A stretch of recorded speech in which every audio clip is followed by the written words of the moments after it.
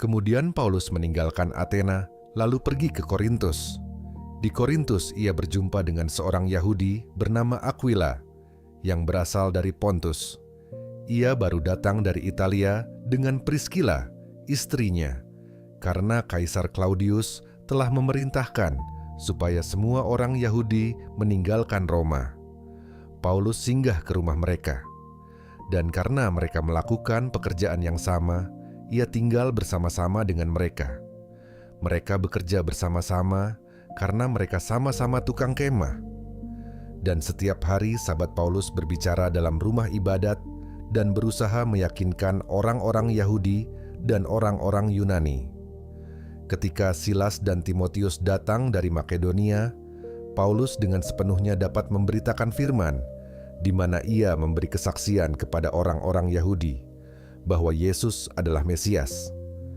Tetapi ketika orang-orang itu memusuhi dia dan menghujat, ia mengebaskan debu dari pakaiannya dan berkata kepada mereka, "Biarlah darahmu tertumpah ke atas kepalamu sendiri. Aku bersih, tidak bersalah. Mulai dari sekarang, aku akan pergi kepada bangsa-bangsa lain." Maka keluarlah ia dari situ, lalu datang ke rumah seorang bernama Titius Justus, yang beribadah kepada Allah, dan yang rumahnya berdampingan dengan rumah ibadat. Tetapi Krispus, kepala rumah ibadat itu, menjadi percaya kepada Tuhan bersama-sama dengan seisi rumahnya. Dan banyak dari orang-orang Korintus yang mendengarkan pemberitaan Paulus menjadi percaya dan memberi diri mereka dibaptis. Pada suatu malam, berfirmanlah Tuhan kepada Paulus di dalam suatu penglihatan, "Jangan takut, teruslah memberitakan firman dan jangan diam, sebab aku menyertai engkau, dan tidak ada seorang pun yang akan menjamah dan menganiaya engkau, sebab banyak umatku di kota ini." Maka tinggallah Paulus di situ selama 1 tahun 6 bulan, dan ia mengajarkan firman Allah di tengah-tengah mereka. Akan tetapi, setelah Galio menjadi gubernur di Akhaya, bangkitlah orang-orang Yahudi bersama-sama melawan Paulus, lalu membawa dia ke depan pengadilan. Kata mereka, "Ia ini berusaha meyakinkan orang untuk beribadah kepada Allah dengan jalan yang bertentangan dengan hukum Taurat."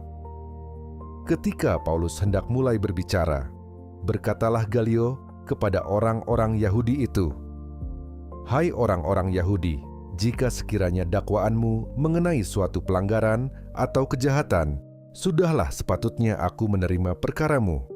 Tetapi kalau hal itu adalah perselisihan tentang perkataan atau nama atau hukum yang berlaku di antara kamu, maka hendaklah kamu sendiri mengurusnya.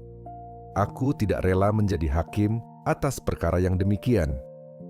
Lalu ia mengusir mereka dari ruang pengadilan.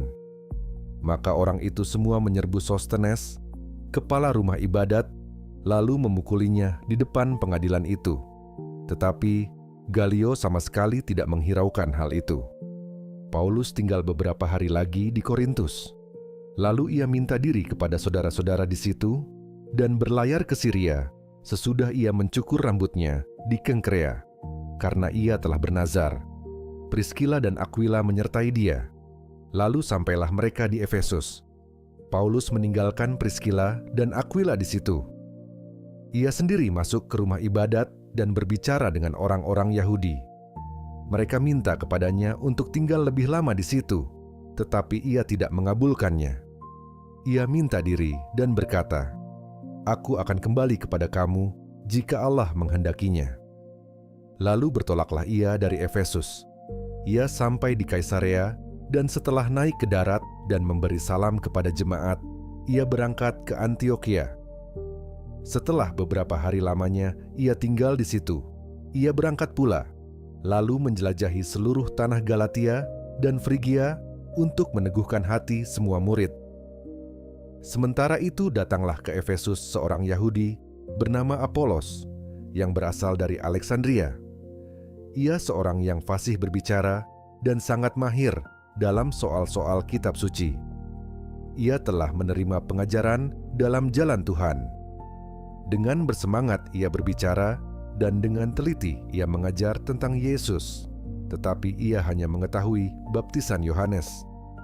Ia mulai mengajar dengan berani di rumah ibadat.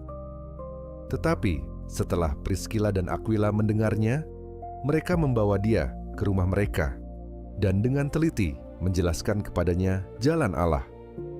Karena Apolos ingin menyeberang ke Akhaya, saudara-saudara di Efesus mengirim surat kepada murid-murid di situ, supaya mereka menyambut dia. Setibanya di Akhaya, maka ia, oleh kasih karunia Allah, menjadi seorang yang sangat berguna bagi orang-orang yang percaya. Sebab dengan tak jemu-jemunya, ia membantah orang-orang Yahudi di muka umum, dan membuktikan dari kitab suci bahwa Yesus adalah Mesias.